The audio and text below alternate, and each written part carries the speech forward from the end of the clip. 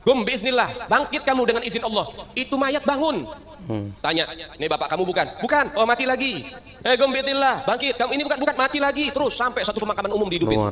Dan kalau seandainya kalimat kun itu dimiliki oleh seorang makhluk, maka tentunya para nabi, para rasul, lebih-lebih nabi kita yang mulia Nabi Muhammad SAW, harusnya beliau yang memiliki kalimat kun tersebut. Assalamualaikum warahmatullahi wabarakatuh. Alhamdulillah, bertemu lagi teman-teman di channel Nasrus Sunnah. Kita akan lanjutkan mengomentari satu video masih berkaitan dengan habaib yang beberapa hari ini kita reaction. Dan kali ini beliau mengatakan Syekh Abdul Qadir Al-Jailani memiliki kalimat kun. Kalimat kun sebagaimana yang Allah Azza wa Jalla jelaskan dalam surah Yasin ayat ke-82. Innama amruhu idza arada syai'a ayyakula lahu kun fayakun. Dan jika dia, yaitu Allah Azza wa Jalla, menghendaki sesuatu, maka cukuplah dia mengatakan kun, jadilah, maka terjadilah. Ini maksudnya teman-teman kalimat kun fayakun. Dan Habib ini mengatakan Syekh Abdul Qadir Al-Jailani memiliki kalimat kun dan pernah digunakan, yaitu menghidupkan ribuan manusia yang telah meninggal dunia di salah satu pemakaman. Ini luar biasa teman-teman. Kalimat kun ini hanya dimiliki oleh Allah Azza wa Jalla, bukan makhluk. Hatta itu seorang nabi, seorang rasul atau para sahabat nabi yang dijamin masuk surga, tidak ada. Mereka semua memiliki kalimat kun.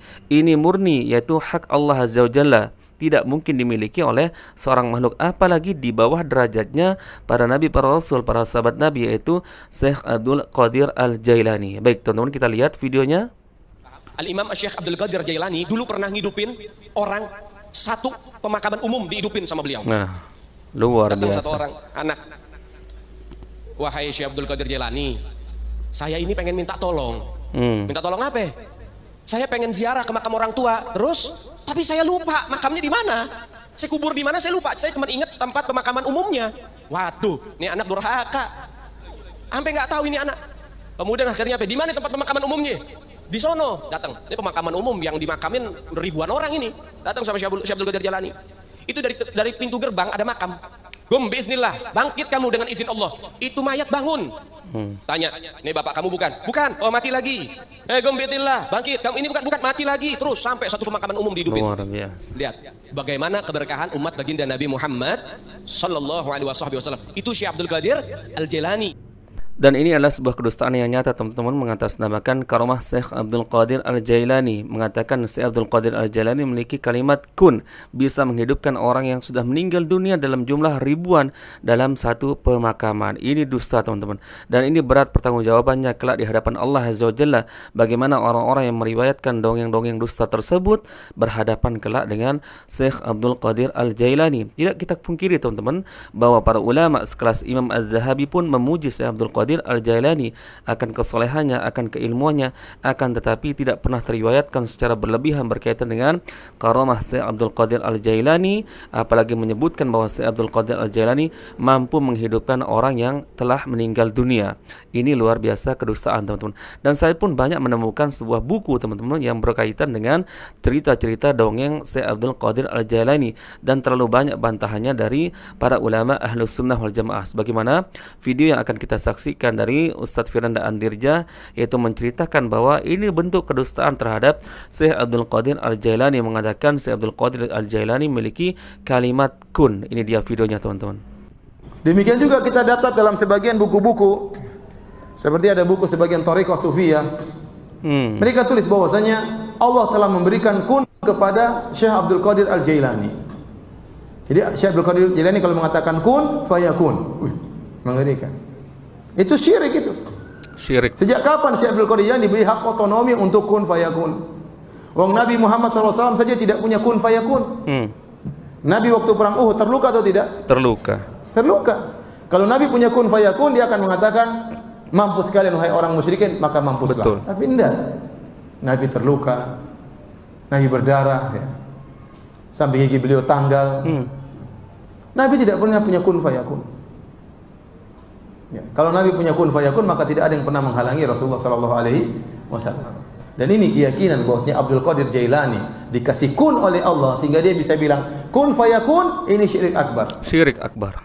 Dan kalau seandainya kalimat kun itu dimiliki oleh seorang makhluk, maka tentunya para nabi, para rasul, lebih-lebih nabi kita yang mulia Nabi Muhammad SAW, harusnya beliau yang memiliki kalimat kun tersebut. Kemudian digunakan ketika perang dengan kaum musyrikin, cukup mengatakan kun, matilah kamu wahai kaum musyrikin, maka matilah semua. Akan tetapi Rasulullah pun berperang terluka, giginya tanggal, kemudian wajahnya terluka, pelipisnya terluka, berdarah teman-teman.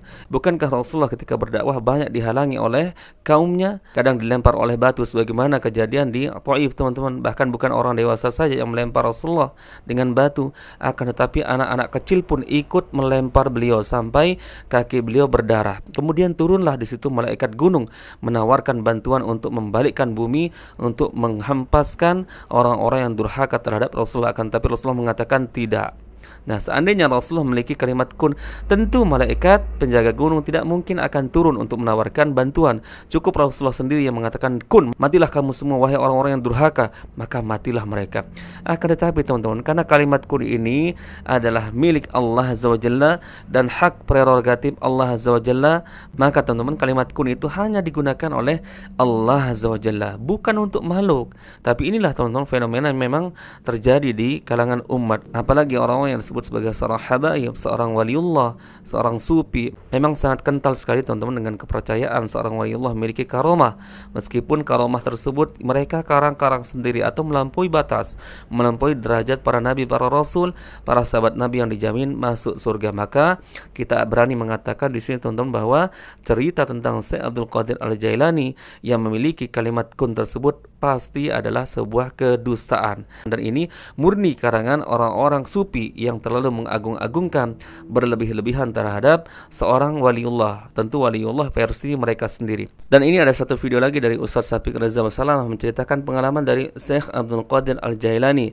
Pernah didatangi oleh sebuah cahaya, dan ternyata cahaya tersebut adalah iblis yang berusaha menipu daya Syekh Abdul Qadir Al-Jailani, mengatakan aku adalah Tuhanmu. Akan tetapi lihat apa reaksi dari Syekh Abdul Qadir Al-Jailani. Baik teman-teman, kita lihat videonya.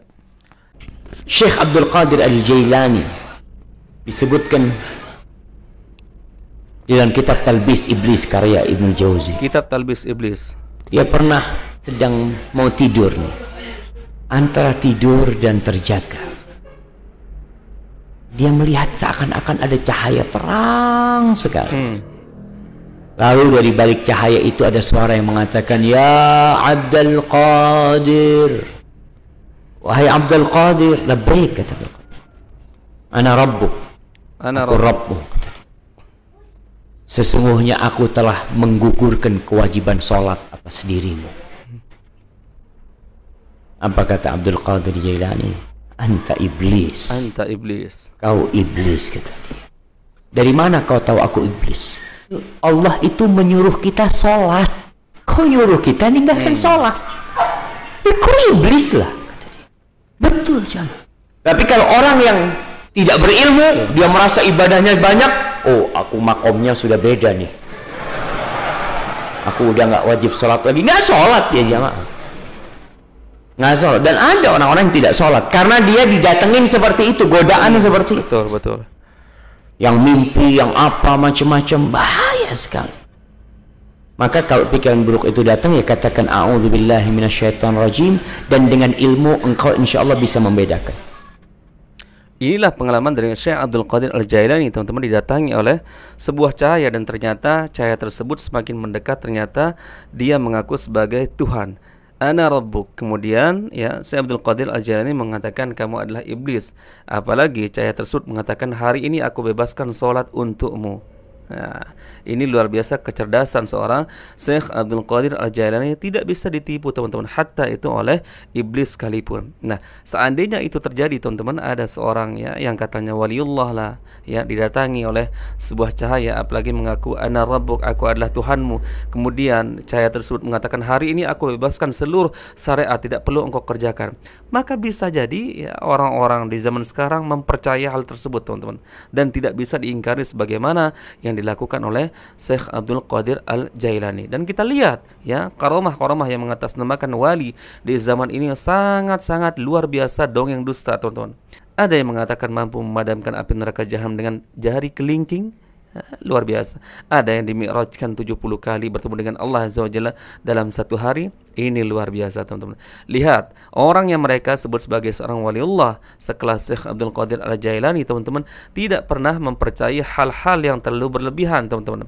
Bahkan dia didatangi oleh iblis mengatakan ana rabbuk, mampu beliau lawan, teman-teman. Bagaimana kondisi orang-orang yang disebut sebagai seorang waliullah yang sering didengung-dengungkan, yang pernah saya upload di video ini, teman-teman. Seandainya benar dia didatangi sebagaimana didatangi Syekh Abdul Qadir Al-Jailani, bisa jadi mungkin wali tersebut benar-benar tidak sholat, teman-teman. Benar-benar tidak sholat. Nah, inilah perbedaan antara waliullah yang asli seperti Syekh Abdul Qadir Al-Jailani dengan waliullah palsu yang hanya mengklaim diri sebagai seorang waliullah, apalagi memiliki karamah di luar batas, ya, yang bertentangan dengan mukjizat para nabi, para rasul, kemudian keutamaan dan kemuliaan para sahabat nabi yang dijamin masuk surga.